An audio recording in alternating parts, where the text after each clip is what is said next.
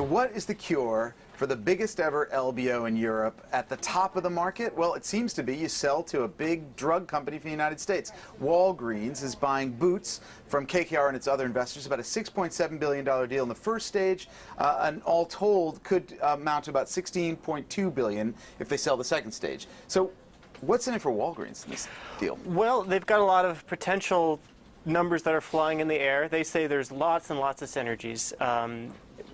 The problem is that it's hard to figure out exactly what these synergies are. Right. I mean, they're not. They're saying yeah, they're not going to cut any people. CVS and Walgreens merging, and they can cut costs. What they said what they're going to do is they're going to be able to like source drugs more effectively. Maybe that could be true. So it gives them greater buying power with pharma companies. Exactly. And the shampoo other companies. Yeah, but the bigger chunk is going to be from selling stuff that is introduced in the UK over here, like for No. 7 skincare or Boots, chapstick version. But of course, the biggest number floating around is the Walgreens share, which is floating downward.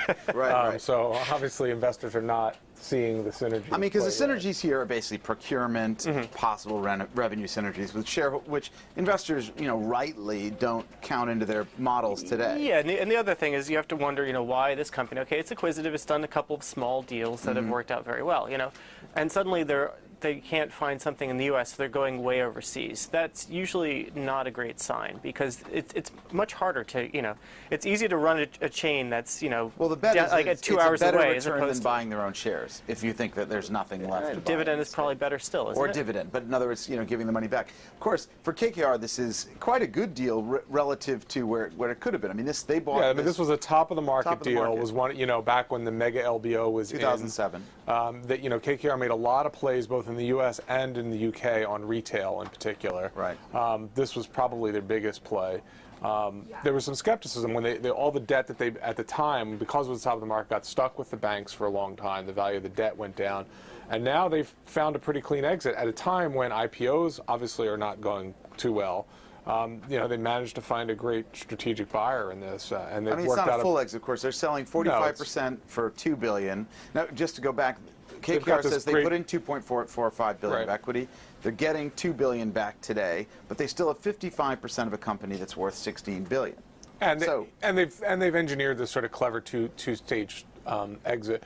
For selling 45% now, there's a clear path in 2.5 years. If Walgreens wants to exercise it, they can buy the other 55% with more cash and shares. I mean, the shares being used, and this is another interesting element of this, that Stefano Pessina, the guy who was sort of behind the deal and orchestrated it and runs the company, was running the company, is taking the stock. He's taking Walgreens stock. So he obviously likes. He's putting his money where his mouth is. Likes the story. Likes either that or that's what the other side negotiated. But well, right.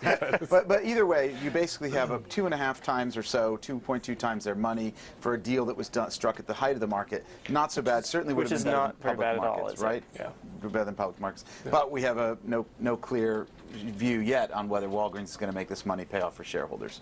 Okay, we'll be back with more breaking views tomorrow.